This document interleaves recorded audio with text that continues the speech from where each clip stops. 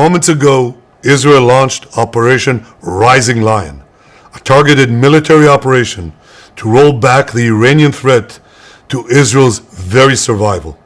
This operation will continue for as many days as it takes to remove this threat. For decades, the tyrants of Tehran have brazenly, openly called for Israel's destruction. They've backed up their genocidal rhetoric with a program to develop nuclear weapons.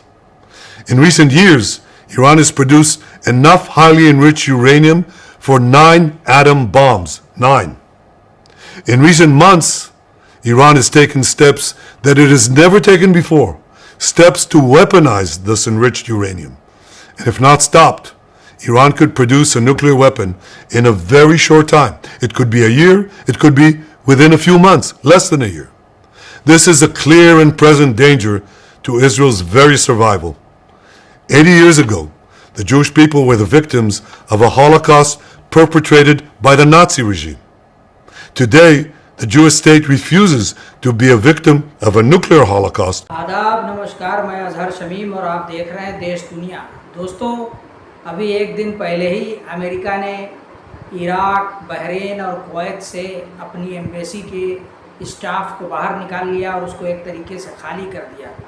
तभी ये लगने लगा था कि इस इलाके में शायद कुछ बड़ा होने वाला है। और कल देर रात में, अब से 12-13 घंटा पहले, इज़राइल ने ईरान के शहर तेहरान और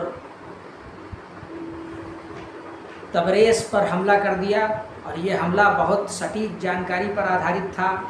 इस हमले में ईरान के 2 atomic scientist doctor Fereydoun Abbasi और डॉक्टर तेहरानची और उनके जो IRGC के चीफ हैं जनरल हुसैन सलामी और एक और ख़ातमुल अंबिया के सरदार रशीद और एक जनरल बघेरी जो कि army chief of the staff हैं, उनके मारे जाने की सूचना है। और इस तरीके से इज़राइल ने ईरान के जो फ्रंट लाइन की आर्मी लीडरशिप है उसको लगभग ख़त्म कर दिया है।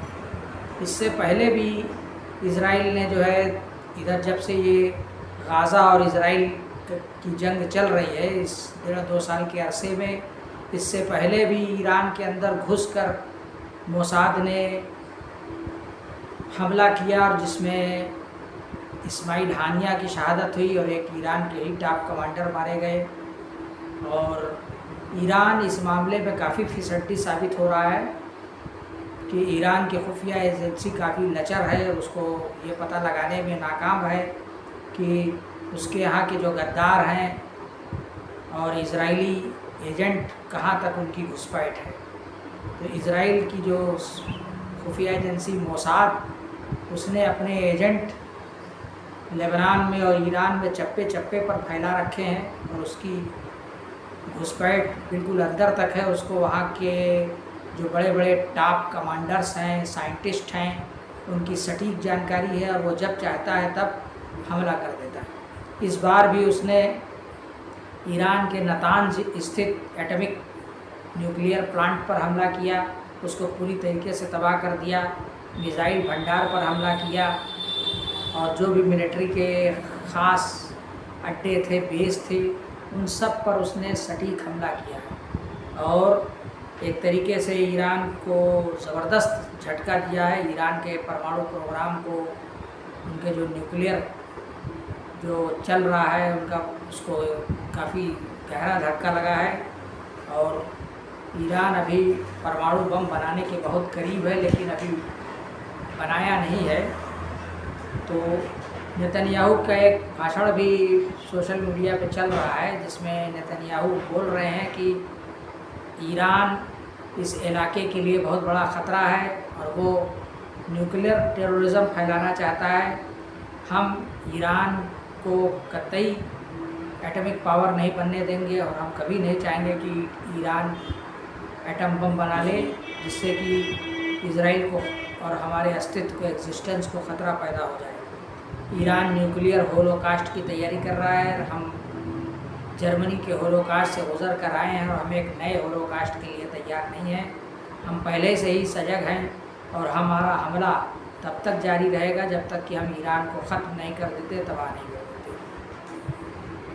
दोस्तों, जिस तरीके से ईरान में हमला हो रहा है, एटॉमिक साइंटिस्ट मारे जा रहे हैं, उनके जनरल मारे जा रहे हैं, देखना यह है कि अब ईरान इस पर क्या जवाबी कार्रवाई करता है। क्या बस चंद 100 मिसाइल्स और ड्रोन वहाँ भेजकर कुछ हल्का फुल्का हमला करके ही रह जाता है, या कि फिर फुल स्केल की वार होगी और ईरान भी उसके इजराइल के एटॉमिक प्लांट्स पर हमला करेगा, उसके एयरपोर्ट और पोर्ट पर हमला करेगा, इजराइल के आर्मी बेस को ख़त्म करेगा, या बस ऐसे ही फॉर्मेलिटी अदा करके चुप रह जाएगा। तो देखने वाली बात होगी। अब ये जंग कहीं ऐसा ना हो कि ये थर्ड वर्ल्ड वार का रूप ले ले। लेकिन इजराइल के पीछे अमेरिका है, अमेरिका की पूरी मदद है, जिसकी मदद और हिमायत से इजराइल इस इलाके में दहशत फैला रहा है और अपना आतंक कायम किए हुए है। जबकि ईरान के साथ जो है, जो मुल्क हैं, चाहे वो रशिया हो चाहे चाइना हो, वो सिर्फ अभी ज़बानी जमा खर्च तक मामला है। कोरिया ये पूरी तौर से अभी खुलकर ये ईरान के साथ खड़े नहीं दिखाई दे रहे हैं। रशिया का तो ख़ुद का भी मामला है, अभी वो यूक्रेन वार में उलझा हुआ है।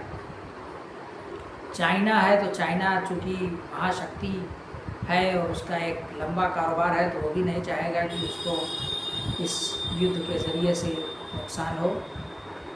तो कुछ अरब देश हैं, वो भी अंदर अंदर साजिश में शामिल हैं, इजराइल का साथ दे रहे हैं, चाहे वो जॉर्डन हो, चाहे तुर्की हो, बहरीन हो या सऊदी हो। हालांकि सऊदी अरब ने एक लेटर जारी करके इस हमले को कंडम किया है और इसकी तीव्र आलोचना की है, तीखी निंदा की है। लेकिन अभी और किसी अरब मुल्क से कोई ख़ास बयान नहीं आया है। तो दोस्तों, देखना है कि ये जंग कहाँ तक जाती है और आपकी क्या राय है। आप भी इस चैनल पर हमारे इस वीडियो पर अपना कमेंट्स पेश कर सकते हैं और अपनी राय सामने रखें। और देश दुनिया को ज़्यादा से ज़्यादा लाइक कीजिए, शेयर कीजिए। पहली बार देख रहे हैं तो सब्सक्राइब कर लीजिए। और अगर आप फेसबुक पर हैं तो हमारे पेज, हमारी प्रोफाइल अज़हर शमीम को फॉलो करिए।